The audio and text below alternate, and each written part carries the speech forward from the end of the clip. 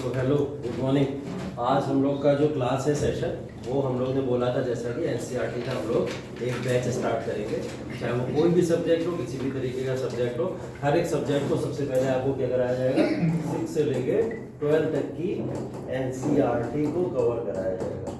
ठीक है, तो 6 से लेकर 12 तक की एनसीईआरटी कवर कराई जाएगी और उसी एनसीईआरटी को कवर कराने के प्रोसेस में ये हमारा पहला लेक्चर है, जिसके अंदर हम हिस्ट्री का 6 क्लास की बुक को स्टार्ट करने जा रहे हैं। ठीक है, तो हिस्ट्री की 6 क्लास की बुक को स्टार्ट करने से पहले कुछ चीज़ें आप लोग के ये है वो आप लोग को मैं बता दूं कि क्या क्या चीज़ें बेसिकली आप लोग इतिहास के अंदर पढ़ेंगे। देखो, अब ये जो इतिहास की किताब है आपकी, अभी इंग्लिश में है, कल मैं इसको हिंदी और इंग्लिश दोनों में लेके आऊंगा। ठीक है, जिससे आप लोगों को बाइफरकेशन करने में आसानी है। हिस्ट्री की सोशल साइंस की बुक है, 6 क्लास की एनसीईआरटी, जिसके अंदर हम लोग आवर पास्ट पढ़ते हैं और ये आवर पास्ट फर्स्ट वॉल्यूम है। ठीक है, आगे चल के जैसे और क्लासेस में पढ़ते चले जाएंगे, आवर पास्ट सेकंड में मिलेगा हमको, उसके अंदर और ज़्यादा हमको टॉपिक का एक्सप्लेनेशन अच्छे से मिलेगा। तो ये 6 क्लास है, बोला जाता है एनसीईआरटी के बिना यूपीएससी नहीं होता है और इसीलिए एनसीईआरटी को पढ़ना बहुत ही इसेंशियल है। अब इस एनसीईआरटी को पढ़ते समय बीच बीच में जो जो टॉपिक आएंगे उन टॉपिक्स के बारे में अगर देख लो तो एक बार रैंडम टॉपिक्स देख लो इस बुक में क्या क्या चीज़ें कवर हो रही हैं। जैसे सबसे पहले तो हम ये जानेंगे कि कब, कहाँ, कैसे और क्या हुआ जो मानव पृथ्वी के ऊपर आया और कहाँ कहाँ आया, इसके बारे में हमको पता चलना है।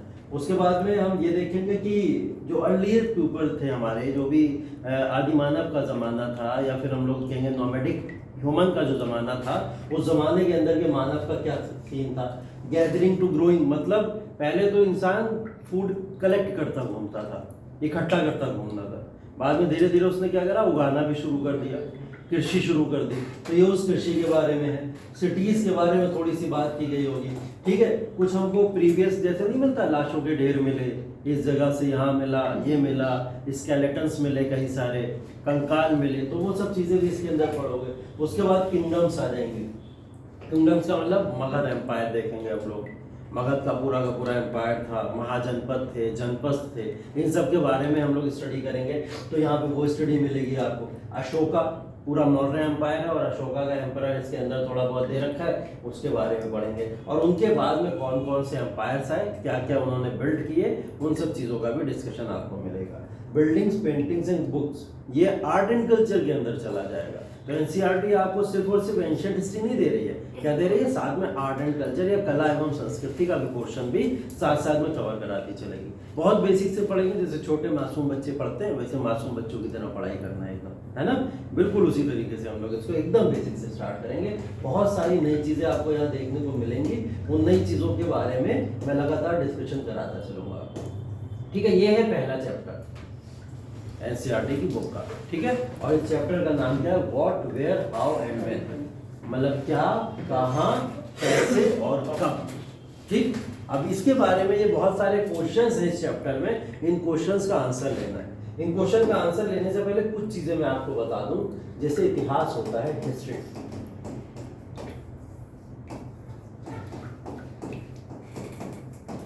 इतिहास, अगर मैं इसे इति को और हास को अलग अलग करूं तो कोई मुझे मीनिंग बताएगा? इति का मतलब क्या होता है, हास का मतलब क्या होता है?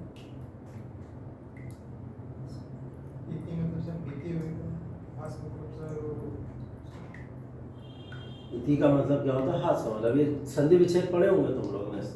ठीक है, और जो सब्स्टिट्यूशंस होते हैं वर्ड के, उनको जब मिलाया जाता है, तोड़ा जाता है, तो कुछ मिल के शब्द बनते हैं। सबके मीनिंग होते हैं ना कुछ ना कुछ, और कुछ ना कुछ मीनिंग से भी मिला के शब्दों को बनाया जाता है।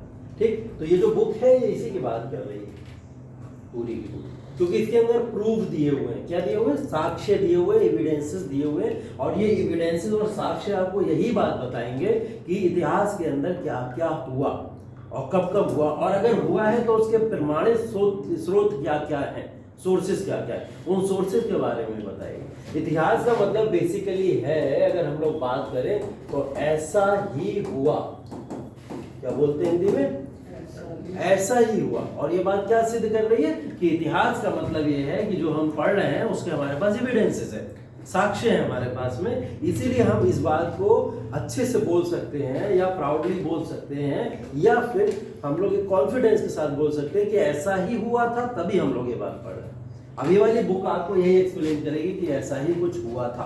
ठीक है, इस बुक में बड़ी अच्छी स्टोरीज, एनसीईआरटी की कुछ स्टोरीज बड़ी धमाकेदार होती हैं और बड़ी अच्छी स्टोरीज से शुरू करते हैं वो लोग, जिससे आप लोग का इंटरेस्ट बन जाए। ठीक है, थोड़ा सा आप कनेक्ट होना शुरू कर जाओ और कनेक्शन बना लो बुक के साथ में। इन्होंने सबसे पहले स्टोरी रशीदा की दे दी। रशीदा या राशिदा बोल, राशिदा बैठी हुई है और बैठ के एक न्यूज़पेपर की हेडलाइन पढ़ रही है, जैसे हम लोग बैठे हैं, बैठ के कभी कभी न्यूज़पेपर आया उसकी हेडलाइन पढ़ रहे हैं। और हेडलाइन पढ़ते समय इन्हें एक वर्ड दिख गया यहाँ पे, 100 years ago। क्या दिख गया?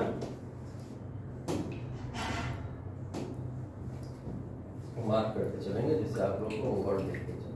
ठीक, इनको यहाँ पे क्या दिख गया? 100 years ago, मतलब 100 साल पहले। 100 साल पहले, और ये 100 साल पहले ही पढ़ते ही कंफ्यूज हो गई, तो ये डाउट में आ गई। इन्होंने सोचा 100 साल पहले मतलब 1000 साल पहले भी कुछ हुआ होगा, 10,000 साल पहले भी कुछ हुआ होगा, 25,000 साल पहले भी कुछ हुआ होगा, 10 लाख साल पहले भी कुछ हुआ होगा। तो इसका मतलब क्या है? 100 साल पहले, 10,000 साल पहले, 1 लाख साल पहले। तो इन्होंने इस न्यूज़पेपर के अंदर यही चीज़ को सर्च करने की कोशिश करी, और यही सब चीज़ें हम लोग को भी डाउट में डाल देती है ना कि इतिहास हमें बता क्या रहा है। इतिहास हमें यही तो बता रहा है कि 100 साल पहले क्या हुआ, 1000 साल पहले क्या हुआ होगा, 10,000 साल पहले क्या हो गया होगा। यही सब चीजें हम लोग इतिहास में पढ़ते हैं। तो ये बड़े क्यूरियस क्वेश्चन के साथ इन्होंने इस इतिहास को शुरू करा, और इससे हमको पता चला कि हाँ, अब हमको कुछ इसके बारे में डिस्कशन करना है कि इतने साल पहले क्या हुआ, मतलब आवर पास्ट, हमारा भूतकाल। भूतकाल तो बोलेंगे पास्ट को, तो हमारा भूतकाल क्या रहा है, हम उसके बारे में यहाँ पे चर्चाएं करने की कोशिश करेंगे। ठीक है, अब हुआ क्या कि इस बुक के अंदर इन्होंने कई सारी चीजें दी। उन चीजों के अंदर अब बेसिकली हमको करना क्या है, इसके अंदर आपको बेसिकली जो कुछ चीजें पढ़नी है उसकी अगर मैं चर्चा करूं तो देखो पढ़ना क्या है इसके अंदर आप लोगों को।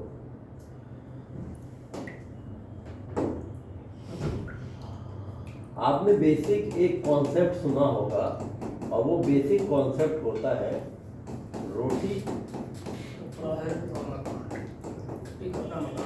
कपड़ा और मकान। जो हम लोग अपना पहला चैप्टर पढ़ रहे हैं, ये पहले चैप्टर का क्रक्स क्या है? रोटी, कपड़ा और मकान। ठीक है, मतलब ह्यूमन को रोटी कहाँ से मिली, कैसे मिली, कब मिली और किस तरीके से मिली। दूसरा हम इसी के अंदर पढ़ेंगे कि उसको कपड़ा कैसे मिला, कब मिला, कहाँ मिला, कैसे मिला, और वो एक आदि मानव से सभ्य मानव कैसे बन गया। ठीक, तीसरी चीज हम इसके अंदर पढ़ेंगे मकान, उसने रहना और रेजिडेंस कहाँ कहाँ पे अपना किस किस तरीके से शुरू कर दिया। तो ये बेसिक 3 क्रक्स इस चैप्टर को पढ़ने के, और इस चैप्टर को हम लोग कुछ इस तरीके से पढ़ेंगे। अब अगर आप देखें यहाँ पे क्वेश्चन यहीं से शुरू हो जाता है, वेयर से, ये वाला क्वेश्चन है। व्हाट का मतलब तो मैंने बता दिया आपको, पढ़ क्या रहे हैं हम इसके अंदर, रोटी, कपड़ा और मकान की बातें ही पढ़ रहे हैं। और रोटी और कपड़ा मकान की बातें पढ़ने के बाद में अगर हम लोग यहाँ पे आए तो हम लोग को ये बात देखने वाली है कि ये लोग बोल रहे हैं कि वेयर डिड पीपल लिव, लोग रहते कहाँ हैं। सबसे पहले हमको ये पता होना चाहिए। अब मैं आपको एक ऐतिहासिक बात बताने जा रहा हूँ, और उस इतिहास में अगर मैं आपको लेके जाऊँ तो एक बात मुझे ये बताओ कि पृथ्वी की उत्पत्ति कब हुई? कोई बताएगा? पृथ्वी की उत्पत्ति कब हुई? मतलब पृथ्वी की उत्पत्ति तो बहुत समय पहले हो गई, लेकिन मानव ने इस पृथ्वी के ऊपर रहना शुरू कब किया? पृथ्वी की उत्पत्ति के बाद में मानव ने यहाँ पर रहना कब शुरू किया? यहाँ को ये प्रमाण मिल गया कि मानव पृथ्वी पे आ चुका है। कब? जब से हम प्राचीन इतिहास शुरू करते हैं, और प्राचीन इतिहास शुरू करते हैं हम लोग कब? 25 लाख ईसा पूर्व से। यही तो है, 25 लाख ईसा पूर्व से हम लोग का इतिहास शुरू होता है। और 25 लाख ईसा पूर्व तक हमको नहीं पता था मानव किस तरीके का है, कैसा है, कैसे रहता है, कैसे खाता है, कैसे पीता है। और 25 लाख ईसा पूर्व से लेकर कम से कम अगर मैं आ जाऊं 8000 ईसा पूर्व तक, तो हमारे पास में ये अभी साक्ष्य नहीं है लिखित में कि हम कैसे रहते थे, क्या खाते थे, क्या पहनते थे, किस तरीके से रहते थे। वो सिर्फ अंदाजे में इतिहास चलेगा। कैसे चलेगा? अंदाजे में, मतलब कुछ हमको मिल गया और हमने एक अंदाजा लगा लिया कि अच्छा तो इंसान ऐसे रहता है, ठीक है, हमने बस आइडिया लगा लिया। जैसे एक एग्जांपल मैं आपको दूं, अगर एक हम लोग जाएं बुर्जहोम के अंदर, बुर्जहोम एक जगह है जहां पे हमको प्राचीन कई सारे इतिहास के स्रोत मिले, तो हम अगर बुर्जहोम में जाएं, बुर्जहोम में हमने गड्ढा खोदा और गड्ढा खोद के हमको क्या मिला? एक मानव का कंकाल मिल गया, ठीक है, एक मानव का कंकाल मिला और मानव के ही कंकाल के जस्ट बगल में एक कुत्ते का भी हमें कंकाल मिल गया, जस्ट बगल में। तो अगर कभी कुत्ता मरा होगा तो किसी ने मानव के साथ में दफना दिया होगा, यही तो होगा। तो इससे क्या प्रमाण मिलते हैं कि कुत्ते को लोग पाला करते थे, डोमेस्टिकेशन ऑफ एनिमल हुआ करता था, मतलब कुत्ते को पाला जाता था और इंसान का लोकप्रिय जानवर क्या था? कुत्ता था। और किसी जानवर के साक्ष्य तो नहीं मिले कब्र में साथ में, कुत्ते के ही क्यों मिले? क्योंकि जिस मालिक का कुत्ता होता था वो उसके साथ उसे दफना दिया करता था। ये साक्ष्य इसको देख के हमें पता चलते, ठीक है। तो ऐसे ही हमने आइडियाज लगाए हैं, 25 लाख से लेके 8,000 तक हम आइडिया लगाते रहे, लेकिन 8,000 ईस्वी में हमको ये पता चल गया एक्चुअल में कि मानव पृथ्वी के ऊपर कहां कहां रहा, कब कब रहा, कैसे कैसे रहा, और उसके कुछ लिखित प्रमाण हमें सामने देखने को मिलते रहे हमको। तो वहीं से इस इतिहास को उठाया गया है, ठीक है, वहीं से इतिहास को उठाया गया। तो हमको बेसिकली ये पढ़ना है कि वेयर डिड पीपल लिव, लोग रहते कहाँ थे, और लोग जहां जहां रहते थे उसमें एक नाम यहाँ पे लिखा हुआ है आपका, क्या? नर्मदा, नर्मदा रिवर। अब नर्मदा रिवर को मैं आपको दिखाता हूँ कहाँ पे, ढूंढो इसके अंदर का है नर्मदा रिवर, बताओ।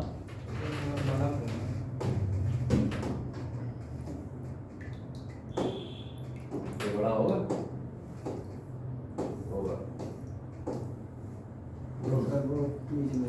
विंध्यास के नीचे, विंध्यास के नीचे कहाँ पे?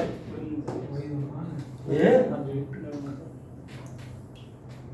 तो क्या बोला? पहली चीज, लोग रहते कहाँ थे, तो हम क्या बोलेंगे? नर्मदा रिवर के किनारे लोग रहते थे। नर्मदा रिवर में नहीं रहते, कहाँ रहते थे? किनारे रहते थे, नदियों में थोड़ी रहेंगे, ठीक है। तो नर्मदा रिवर के किनारे, तो सबसे पहला क्वेश्चन है लोग रहते कहाँ थे, वेयर डिड पीपल लिव। तो हमें एक आंसर मिला, पहले तो इंसान कहाँ रहता था? नर्मदा रिवर के किनारे रहता था, हमको एक आंसर मिल गया। और क्या सिर्फ नर्मदा में रहता था? यही रहता था और कहीं नहीं रहता था। चलो दूसरा आंसर ढूंढते हैं। दूसरा आंसर हमें मिलेगा जस्ट इसके बाद,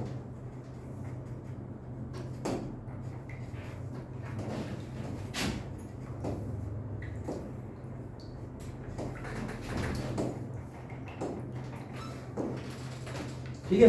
अब देखो आप क्या लिखा हुआ है, नर्मदा के बाद में हम लोग ढूंढ रहे हैं किसको? Sulaiman and Kirthar hills. दूसरा एरिया कौन सा है इसके अंदर? पहला तो हमने बोला नर्मदा है, और दूसरा वाला कौन सा है? Sulaiman and Kirthar hills. Sulaiman and Kirthar hills कहाँ पड़ेंगे? ढूंढो जरा, इसमें दिख रही है सुलेमान, ये है, और किरथार। ये मैप जो है, ये मैप पता है कब का है? ये मैप तब का है जब भारत का डिवीजन नहीं हुआ था। सब पार्ट किसके थे? लगभग इंडिया के ही पार्ट थे, ठीक है। हम लोग क्या पढ़ रहे हैं इसके अंदर? आवर पास्ट पढ़ रहे हैं। आवर पास्ट का मतलब क्या? हमारा इतिहास, हमारा पास्ट क्या रहा है, हमारा भूतकाल क्या रहा है। और इसमें हमारा जब लगा तो हम भारत की बातें कर रहे हैं, ठीक है। हम दुनिया के किसी और देश या मुल्क की बातें यहाँ नहीं कर रहे हैं, हम सिर्फ किसकी बातें कर रहे हैं? भारत की बातें कर रहे हैं। तो इन्होंने दूसरा बताया है कि ये दूसरा रीजन जो है वो कौन सा है? सुलेमान और किरथार, ये अफगानिस्तान का रीजन हुआ करता था। आज के समय में कहाँ का है? अफगानिस्तान का रीजन है, लेकिन ये सब पहले के पहले किसके पार्ट थे? भारत के पार्ट थे, इंडिया के ही पार्ट हुआ करते थे, ठीक है। तो ये सुलेमान और किरथार की बात हो गई। इसके बाद में ढूंढो, इन्होंने तीसरा नाम दिया है, locate the Garo Hills to the north east of the Vindhyas and central India. Garo Hills को ढूंढेंगे अगर हम लोग, हमको कहाँ मिलेगा? ये मेघालय के पास में। तीसरा क्या हो जाएगा यहाँ पे? गारो की पहाड़ियां।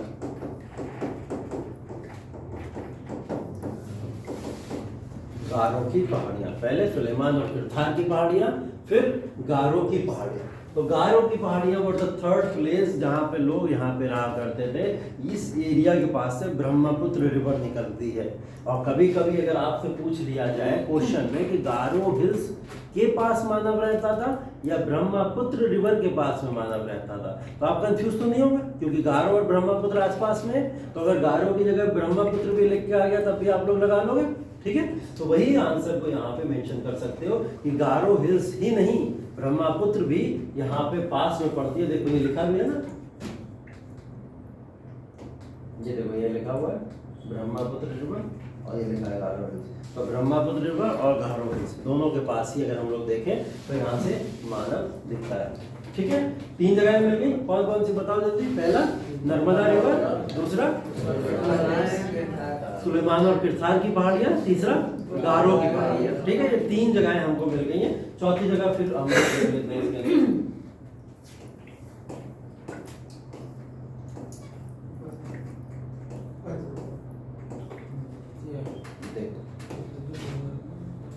इंडस और उसकी ट्रिब्यूटरीज जो है, ठीक है, इंडस और उसकी ट्रिब्यूटरीज है। इंडस कहाँ पड़ती है बताओ, ये तो पता ही होगा तुम लोग को,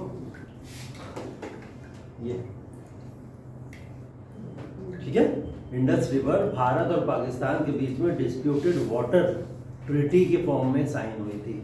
जो इंडस रिवर थी पाकिस्तान पूरा अपने अंडर में लेना चाहता था, भारत पूरा अपने अंडर में लेना चाहता था, लेकिन इसको लेके क्या करा गया, मना कर दिया गया और इसको लेके एक संधि साइन हुई थी, ठीक है, जिसको इंडस वाटर ट्रीटी के नाम से भी जाना जाता है। तो ये आज के समय में कुछ पाकिस्तान में भी बहती है और कुछ भारत के अंदर भी बहती है। लेकिन इंडस की अगर मैं आपको कहानी बताऊं, इंडस वो रिवर है जिसको हिंदी में क्या कहते हैं, सिंधु बोलते हैं, सिंधु रिवर, ठीक है। ये वो रिवर है जिससे भारत के नाम की उत्पत्ति हुई थी। इंडिया नाम की उत्पत्ति कहाँ से हुई है, इसी इंडस के नाम से हुई है। उधर के जो हमारे वेस्टर्न इलाके के लोग थे, उन्होंने जब ढूंढा यहाँ के बारे में कि ये इलाका कौन सा है, तो उन्होंने बोला ईस्ट ऑफ इंडस के रहने वाले लोग क्या कहलाएंगे, इंडिया के लोग कहलाएंगे। तो उन्होंने क्या नाम दिया था इसको, इंडिया नाम दिया था। तो ये इंडस या फिर इंडिया के नाम से इसीलिए पॉपुलर हुआ था क्योंकि ये रिवर के नाम से भारत का नाम पड़ा था, ठीक है। अभी भारत भी नाम जो है उसका भी इतिहास है।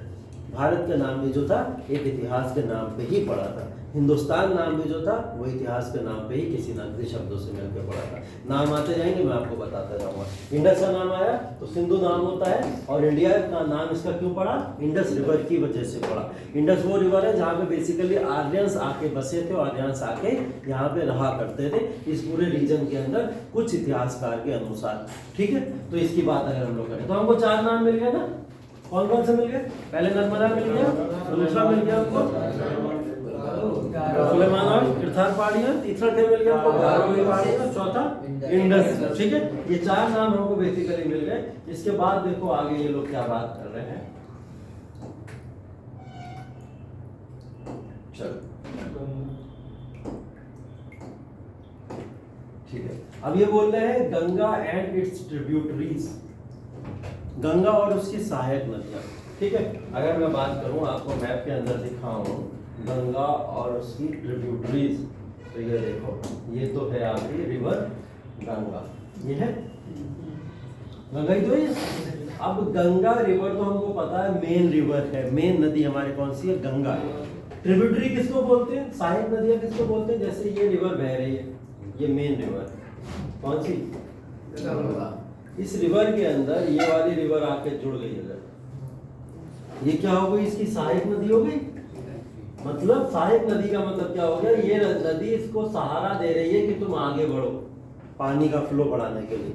तो ये इसकी सहायक नदी बन गई कि नहीं बन गई। इसी सहायक नदी को क्या बोला जाता है, ट्रिब्यूटरी बोला जाता है। यहाँ से आके भी अगर कोई नदी जुड़ेगी, वो जैसे ये यमुना है, ये कौन सी यमुना है, तो गंगा की सहायक नदी कौन सी होगी, यमुना होगी, ठीक है। तो कोई भी नदी अगर किसी मेन रिवर में आकर जुड़ जाएगी, वो उस नदी की क्या हो जाएगी, सहायक नदी या ट्रिब्यूटरी हो जाएगी, ठीक है, उसी को ट्रिब्यूटरी या सहायक नदी कहते हैं। तो इन्होंने क्या बोला, गंगा रिवर और उसकी ट्रिब्यूटरी के भी आसपास लोग बसा करते थे और यहाँ पे भी लोगों ने आके बसना शुरू कर दिया था। ठीक है, देखो ये लोग जो आपको एक्सप्लेन करने की कोशिश कर रहे हैं, मैप के अकॉर्डिंग पढ़ाने की कोशिश कर रही है एनसीईआरटी आपको, जिससे आप लोग जैसे ही दिमाग में कुछ भी आए कि लोगों ने कहाँ बसना शुरू किया, रहना शुरू किया, तुरंत मैप क्लिक हो जाए दिमाग के अंदर। इससे ज्योग्राफी भी प्रिपेयर हो रही है आपकी कि गंगा यहाँ पे है, नर्मदा यहाँ पे है, लाहौर की पहाड़ियाँ वहाँ मेघालय के अंदर दिख गई हमको, फिर थार सुलेमान हमको कहाँ दिख गया, अफगानिस्तान के अंदर दिख गया।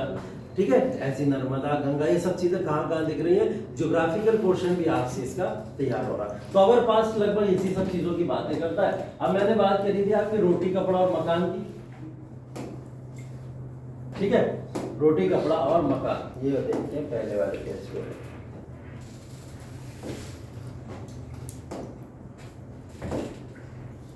किया है हमारा बेसिकली जो हम लोग बात कर रहे हैं किसकी, रोटी की, कपड़ा की और मकान।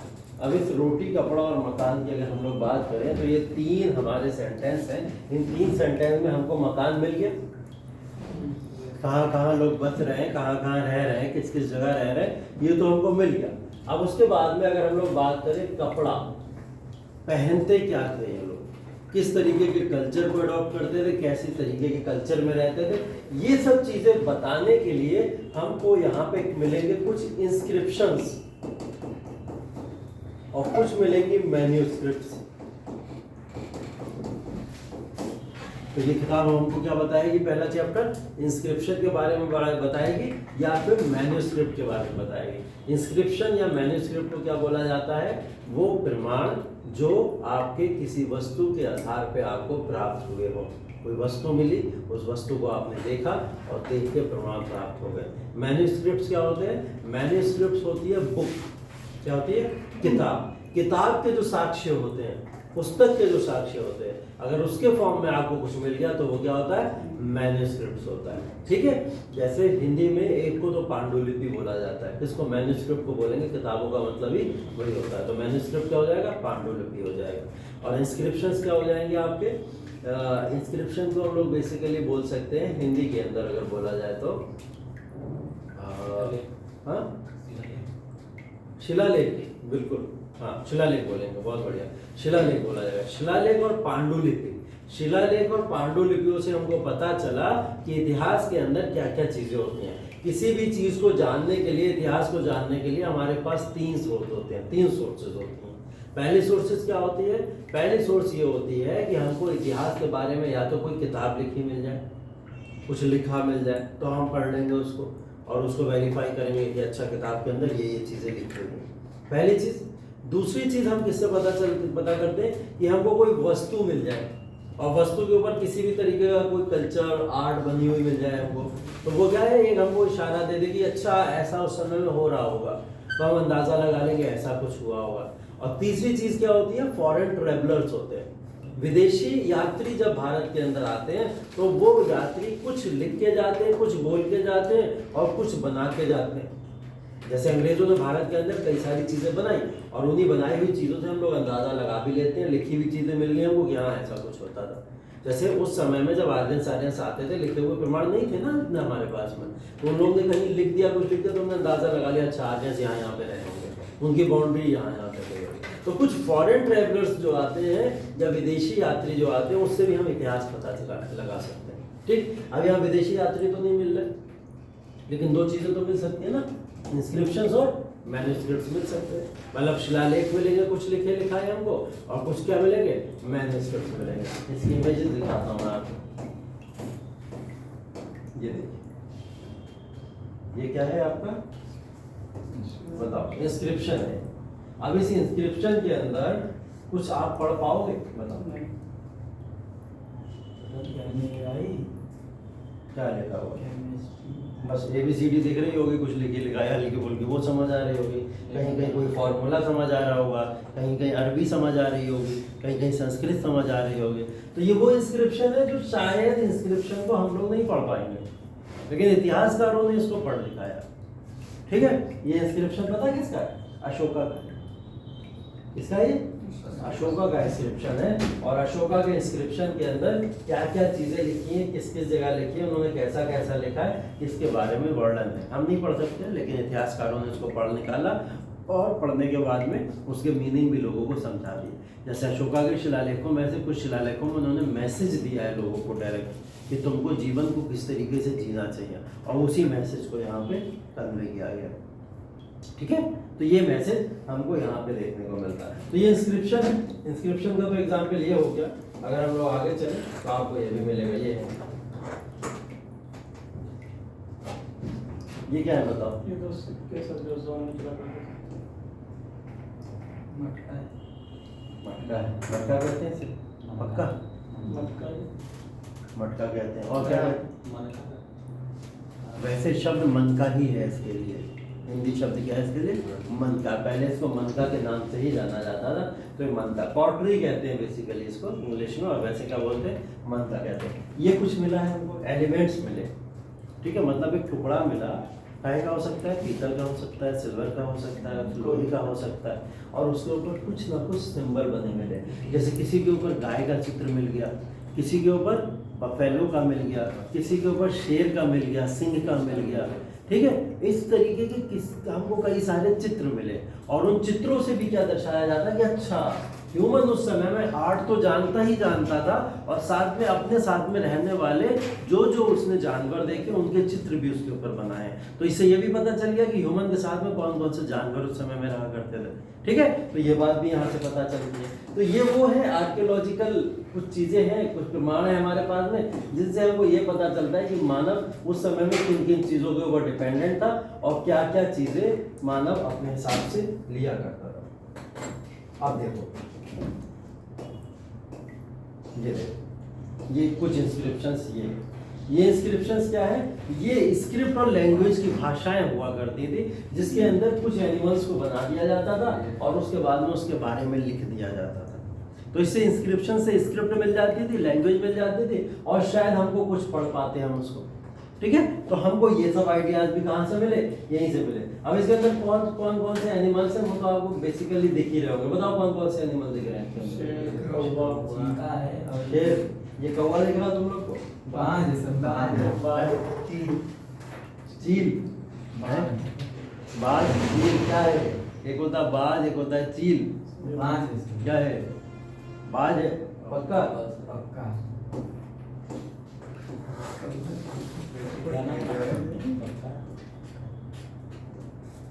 चल देखो, इसके अंदर कुछ मैच द फॉलोइंग्स दिए हुए हैं, सिर्फ कीवर्ड्स को देखो और कीवर्ड्स देख देख के इस चीज़ को पढ़ो। ठीक है, अभी मैंने आपको जो दिखाया इसका हिंदी रूपांतरण तो नहीं पता मुझे, लेकिन इसको डेसिफरमेंट कहते हैं। ठीक है, इस डेसिफरमेंट का मतलब देख लेना क्या लिखा हुआ है, जहाँ पे आपको एक स्क्रिप्ट भी मिलेगी लिखी हुई, और इमेजेस के साथ में जो स्क्रिप्ट मिले उसे क्या बोलते हैं?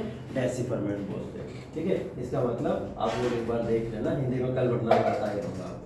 मैं दफा में बताऊँ, नर्मदा वैली दिया है, मगध दिया है, गारो हिल्स दिया है, इंडस और उसकी ट्रिब्यूटरीज दी है, और गंगा वैली दी है, ये दिया हुआ है। अब पूरे चैप्टर में आप पढ़ के क्या क्या चीजें आए हो उसको मैच कराना है। जैसे नर्मदा वैली क्या है, और यहाँ पे सबसे पहले मिला क्या हमको, तब फर्स्ट बिग किंगडम, सबसे बड़ी किंगडम पहली थी क्या? ये हंटिंग और गैदरिंग, क्या यहाँ पे लोगों ने शिकार करा और अपना भोजन कलेक्ट करा है? या सिटीज अबाउट 2500 ईयर्स एगो, 2500 साल से पहले पुरानी सिटी की बात हो रही है यहाँ पे। अर्ली एग्रीकल्चर, सबसे पहले एग्रीकल्चर के स्रोत यहाँ पे मिले, या फिर सबसे पहली सिटीज हैं नर्मदा के आसपास? बताओ, इसमें से क्या चीजें अभी हम लोग पढ़ के आए? पहले सबसे पहले क्या बढ़ाया था? सबसे पहले नर्मदा बताया था। जब हम लोग बात कर रहे थे सबसे पुरानी सिटीज में लोगों ने रहना बसना कहाँ शुरू किया, तो नर्मदा सबसे पहली सिटीज में आ जाएगा। ठीक है, नर्मदा सबसे। चलो, मगध क्या है? किंगडम है ना, सबसे बड़ा राज्य था, सल्तनत थी, मगध बना था, एम्पायर, और मगध से ही तो मौर्य एम्पायर निकला। ये तो अशोका वाली बात कर रहे थे हम लोग। तो मगध क्या है? सबसे बड़ी किंगडम है। और बताओ, गारो हिल्स, नर्मदा, मगध, गारो हिल्स, गारो हिल्स के बारे में बताओ। गारो हिल्स कहाँ पे बेसिकली? मेघालय की तरफ है, ठीक है। मेघालय की तरफ की अगर हम लोग बात कर रहे हैं तो मेघालय की तरफ है। चलो गारो में हिल्स में अगर क्लियर नहीं है तो इंडस और उसकी ट्रिब्यूटरीज के बारे में बताओ। अभी इंडस की तरफ मैं आपको लेके गया था। इंडस और इट्स ट्रिब्यूटरीज, पहली किंगडम खत्म हो गई, फर्स्ट सिटीज खत्म हो गई। इन तीन में से क्या क्या हो सकता है? हंटिंग या गैदरिंग होती थी यहाँ पे, या सिटीज अबाउट 2500 ईयर्स एगो, 2500 साल पुरानी यहाँ पे सिटीज मिली थी, या फिर अर्ली एग्रीकल्चर, सबसे पहले एग्रीकल्चर के यहीं पे प्रमाण मिले हैं। एग्रीकल्चर के प्रमाण सबसे पहले यहीं पे मिले हैं। एग्रीकल्चर के प्रमाण सबसे पहले यहाँ पे नहीं मिलेंगे, इसलिए क्योंकि ये इंडस की बात हो रही है और इंडस जो है आपकी सिटीज अबाउट 2500 ईयर्स है, मतलब 2500 साल पुरानी भारत के अंदर जो भी सिटीज यहाँ पे बनी थी वो सब कहाँ बनी थी? इंडस के इर्द गिर्द ही बनी, ठीक है। गारो हिल्स की बात करेंगे हम, तो गारो हिल्स पॉपुलर है हंटिंग और गैदरिंग के लिए, मतलब शिकार करते थे लोग और कलेक्ट किया करते थे। बचा गंगा वैली। गंगा वैली में क्या है? Early agriculture. गंगा वैली कहाँ है? गंगा का अभी हम लोग ने बात करी थी मिड पार्ट में है ना गंगा,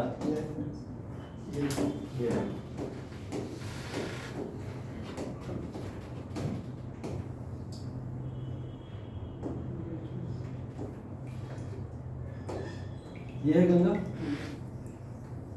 और गंगा के नीचे वाला जो रीजन था ये सब विंध्यास वाला, यहाँ पे सबसे पहले मानव को क्या मिला था? क्रॉप्स मिली थी इंडिया के अंदर, ठीक है। इंडिया के अंदर सबसे पहले क्रॉप्स या खेती कहाँ से मिली? यहीं से प्राप्त हुई थी, ठीक है। ये सब बातें एनसीईआरटी के अंदर दी हुई हैं। अब इससे हट के कुछ बातें मैं आपको बताने वाला हूँ। ये बेसिक एनसीईआरटी के अंदर जो पहले चैप्टर में जितनी काम की बातें थी आपकी वो मैंने आपको बता दी, ठीक है। अब इससे हट के कुछ बातें सुनो जरा और उनको ध्यान से बस सुनना और क्या क्या चीजें होती हैं। अब देखो यहाँ पे इतिहास की बातें कर रहे हैं हम लोग, और इस इतिहास के अंदर हम लोग ने इतिहास को 3 पार्ट में डिवाइड करके रखा है। प्राचीन इतिहास, और इस प्राचीन इतिहास मध्यकालीन हो जाएगा, ये आधुनिक हो जाएगा, ठीक है। ये क्लियर है आपको, मध्यकालीन है और ये आधुनिक। इस प्राचीन इतिहास को भी कुछ पार्ट में डिवाइड किया गया है। सबसे पहले बोला गया पुरा पाषाण काल। क्या बोला गया? पुरा पाषाण काल। फिर क्या बोला गया है? मध्य पाषाण काल। मध्य पाषाण काल के बाद में क्या बोला गया है? नव पाषाण युग या नव पाषाण काल। ये है 3 भाग जिसके अंतर्गत पूरा का पूरा आपकी इस क्रोनोलॉजी को डिवाइड किया गया, ठीक है। अब यहाँ पे आ जाओ, पूरा पाषाण काल का एरा है। कब से पृथ्वी शुरू हुई? 25 लाख बीसी ईसा पूर्व में शुरू हुई। तो 25 लाख ईसा पूर्व से लेकर 12,000 ईसा पूर्व तक का काल क्या है? पूरा पाषाण काल है। पूरा पाषाण काल को बोलते हैं पैलियोलिथिक। अंग्रेजी में क्या बोलते हैं इसको? अंग्रेजी में इसको बोला जाता है पैलियोलिथिक, ठीक है। अब पूरा पाषाण का मतलब क्या है कि पत्थर काल, मतलब पाषाण काल का, पाषाण का मतलब क्या होता है? पत्थर होता है पाषाण का मतलब। और पूरा का मतलब पत्थर से पहले का युग या पत्थर का युग, जिस समय में लोग पत्थर का उपयोग करते थे, ठीक है, उसकी बात करेंगे। मध्य पाषाण काल का मतलब होता है मीजोलिथिक, और ये वाला काल जो है आपका, ये शुरू होता है 12,000 ईसा पूर्व से और कब तक चलेगा? 5,000 ईसा पूर्व। कब से कब तक? 12,000 ईसा पूर्व से लेकर कब तक? 5,000 ईसा पूर्व तक। नव पाषाण काल है हमारा, न्योलिथिक एज है, सबसे अर्लीस्ट एज बोला जाता है इसको, और ये एज हमारी 5,000 ईसा पूर्व से शुरू होती है और कब तक जाएगी? बताओ सर्वेश। 712 नहीं, मध्यकालीन में थोड़ी जा रहा है, अभी तो हम प्राचीन में ही है, प्राचीन काल की बातें कर रहे हैं। तो ये सिंधु घाटी सभ्यता कब से कब तक?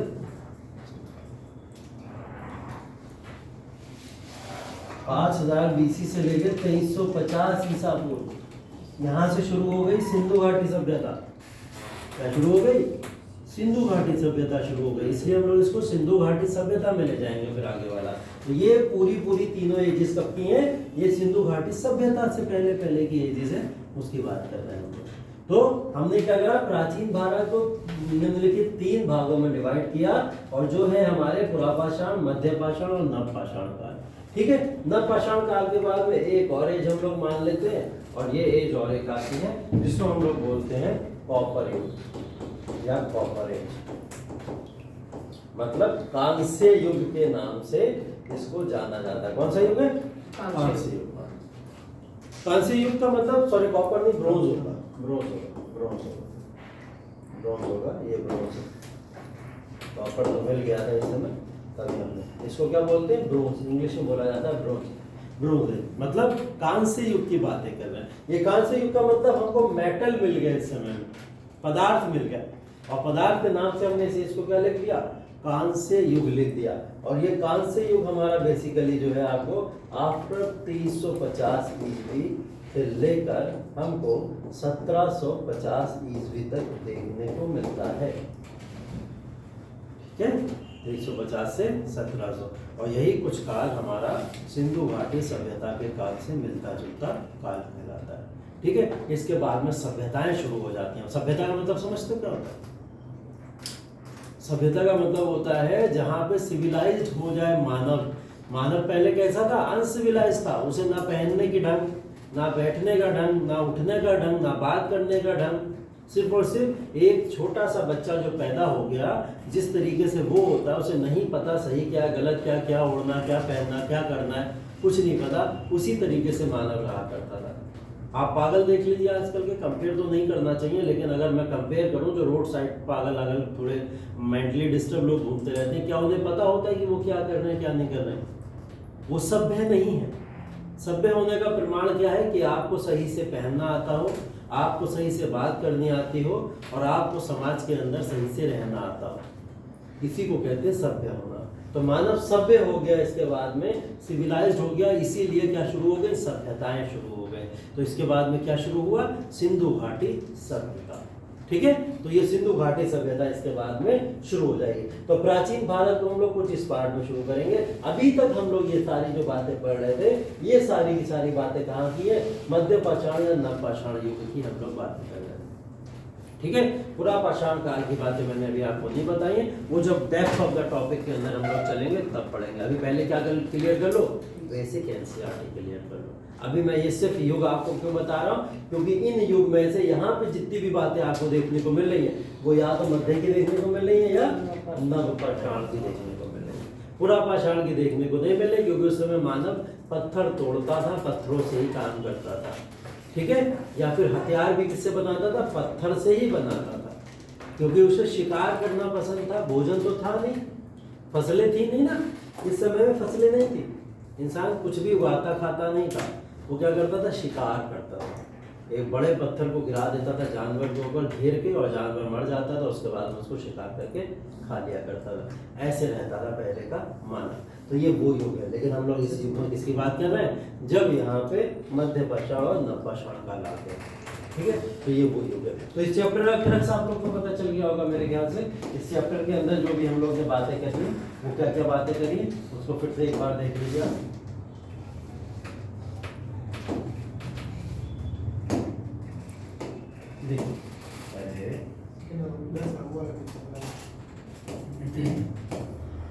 सबसे पहले रशीदा की स्टोरी से शुरू किया था हम लोगों ने कि 100 years ago क्या मतलब होता है, 100 साल पहले का।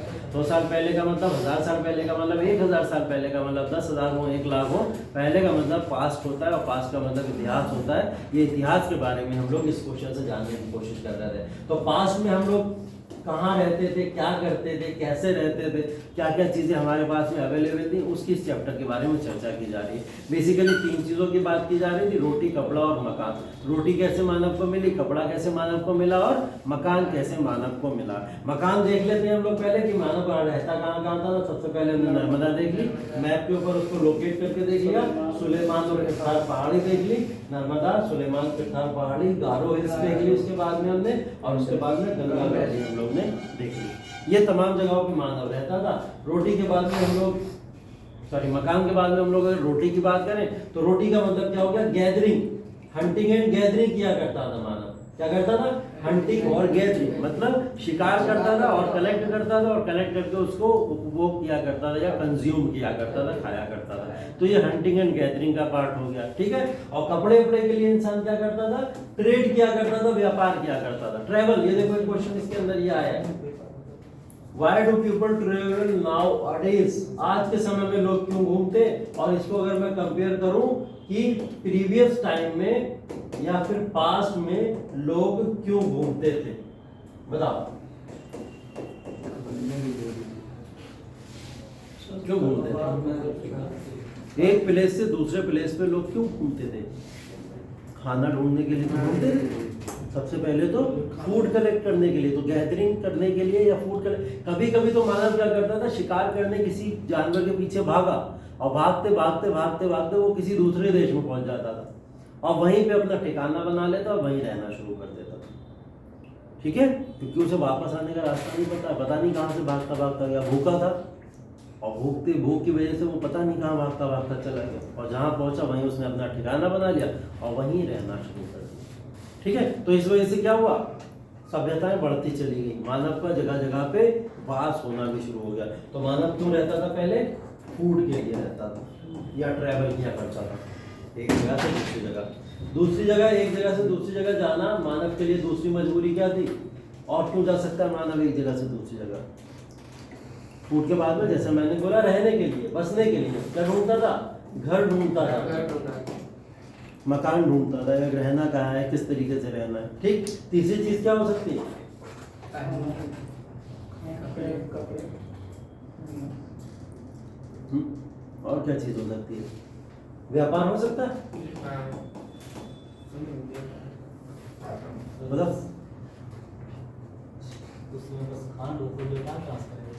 वही तो पूछ रहा हूँ, पर हो सकता है या नहीं हो सकता? उस समय में मानव व्यापार करता था क्या? ठीक, अगर मैं बोलूँ तभी तो मैं कंपेयर कर रहा हूँ नाउ डेज और प्रीवियस डेज के अंदर। अगर आज के समय बात करूँ मैं तो मानव आज के समय व्यापार के लिए तो जाता है एक जगह से दूसरी जगह। क्या इस समय कुछ व्यापार जैसी चीजें थी? मैंने तो बोला अभी भागता हुआ जा रहा है मानव पीछे पीछे किसी जानवर के, जहाँ मिला खा लिया वहीं रुक गया। तो इसमें व्यापार ऐसी कोई चीज होगी क्या? नहीं। तो ये अगर बात करें व्यापार तो इसका पार्ट नहीं होगा, ये प्रीलिम्स में कंफ्यूज करता है। ऐसे ही क्वेश्चन डाल के कि बताओ इसमें से क्या सही होगा क्या गलत होगा, प्रीलिम्स में डालेगा ऐसे क्वेश्चन, तब आप लोग को इस चीज को समझना पड़ेगा, ठीक है। अगली चीज क्या थी? बाढ़ आ गई, नेचुरल डिजास्टर आ गया कोई, तो उसी जगह थोड़ी रहेगा, भागेगा ना वहां से, निकलेगा दूसरी जगह जाएगा। तो बाढ़ आ जाएंगे, ड्रग्स आ जाएंगे, उन सब की वजह से भी मानव क्या करता था? ट्रैवल किया करता था। यही कारण आपसे पूछेगा कि किस वजह से इंसान एक जगह से दूसरी जगह पे जाया करता था। एक कारण इसके अंदर किंगडम हो सकता है। किंगडम्स का मतलब क्या होता है? मानव उस समय कभी कभी ग्रुप बना के रहते थे कुछ जगहों में, और जो लोग ग्रुप बना के रहते थे वो क्या करते थे? अपना एक नेता डिक्लेयर कर देते थे, और वो नेता क्या कहता था? चलो सब लोग यहाँ से चलते हैं, हम दूसरे इलाके में रहेंगे, चलते वहाँ पे हमको थोड़ा और रहने खाने को या कुछ और तरीके से कुछ और चीज़ें मिलेंगी। तो वो अपनी किंगडम की वजह से भी चला जाता था साथ में रहने के लिए, ठीक है। एक कारण ये भी हो सकता है। तो ये तमाम रीजन हो सकते हैं जिसकी वजह से ये सब चीज़ें हमको देखने को मिलेंगी, ठीक है। चलो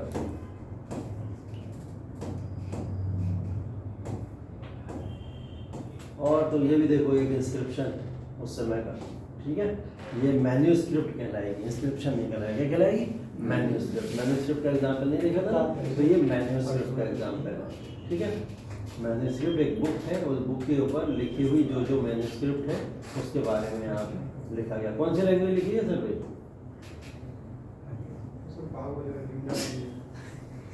बाहुबली वाली है।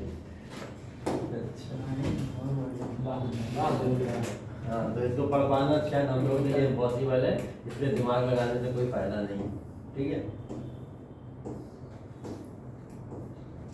सारे के सारे प्रमाण हमको जो मिले वो सब की बातें हो रही हैं।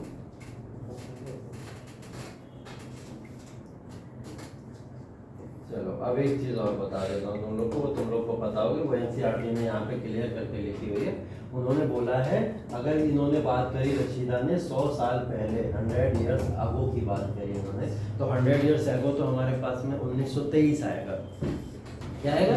1923 आएगा, और वो भी क्या आएगा? ईस्वी में आएगा, मतलब एडी में आएगा। यही तो आएगा, ठीक। लेकिन अगर मैं 25,000 साल पहले की बातें करूं तो वो क्या ईसा पूर्व नहीं हो जाएगा और वो बीसी बन जाएगा। तो इन्होंने इस कंफ्यूजन को क्लियर करा है कि क्या एडी है क्या बीसी है, किसकी बातें हो रही हैं और कौन सी बातें हो रही हैं, ठीक है। इसको एक तरीके से और लिखा जाता है, जैसे एडी लिखा हुआ है, एडी को आज के समय में सीई भी बोला जाता है। क्या बोला जाता है? सीई भी बोला जाता है, या इसी को क्या बोला जाता है? ईसवी भी बोला जाता है, ईसवी बोला जाता है, ठीक है। दूसरी तरफ बीसी जो है उसे बीसी भी लिखा जाता है, बीसीई भी लिखा जाता है, या फिर ईसा पूर्व भी लिखा जाता है, ये लिखा जाता है इसको, ठीक है। अब इन दोनों डेट में डिफरेंस क्या है, ये क्या है और ये क्या है, इसकी अगर बात मैं बताऊं आप लोग को तो देखो क्या होता है। बता चुका हूँ आई थिंक मेरे ख्याल से एक बार।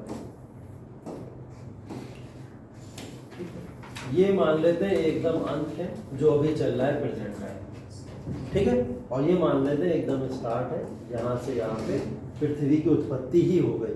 कौन सा ईयर मान लिया? 25 लाख बीसी की बात हो रही है, और यहाँ पे क्या हो रही है? 2023 एडी की बात हो रही है, यही है फिर मैं कहा। अब आपने हमेशा अक्सर ध्यान दिया होगा कि ये जो बीसी की डेट है ये हमेशा रिवर्स चलती है, रिवर्स चलती है ना। पहले 25 लाख था, फिर 24 लाख हुआ, फिर 23 लाख हुआ, घटते घटते तो हम लोग 2023 पे आ पाए। वरना 25 लाख से तो अगर हम लोग ऊपर जाते तो कहीं ऊपर और होते, है ना, प्लस में ही होते, 26-26 तक पहुंचने वाले होते, लेकिन ये माइनस में आ रहा है। 25, 24, 23, 20, 19, 18, 17 और ऐसे ऐसे होते होते ये किस पे आ गया? 0 पे आ गया। और 0 का मतलब क्या है यहाँ पे? क्राइस्ट से, और Jesus Christ, Isa Masih, Isa Masih. Christianity पूरी पृथ्वी के ऊपर हावी थी, हर जगह क्रिश्चियन धर्म या फिर क्रिश्चियनिटी को प्रमोट किया जाता था, और क्रिश्चियन उस समय पूरी दुनिया पे रूल कर रहे थे, ये वो समय था। और जिस समय क्रिश्चियनिटी का प्रमोशन अच्छा होता था तो क्रिश्चियनिटी के लोग जैसा चाहते थे उस हिसाब से अपने हिसाब से ही कैलेंडर को तैयार कर दिया करते थे, ठीक है। और कैलेंडर की अगर बात करें, कैलेंडर ही तो छोड़ो, बहुत सारे फेस्टिवल पूरी दुनिया आज भी उन्हीं के हिसाब से सेलिब्रेट करती है। न्यू ईयर किसका कल्चर है? क्या हिंदू कल्चर है? मुस्लिम कल्चर है? सिख कल्चर है? उनके तो सबके अपने अपने कैलेंडर, याद भी नहीं रहते हैं कब नया साल शुरू हुआ हमारा, लेकिन हमें 1 जनवरी जरूर याद रहता है, नया साल आज से शुरू हुआ। किसका कल्चर है? क्रिश्चियन कल्चर, क्रिश्चियनिटी का कल्चर है।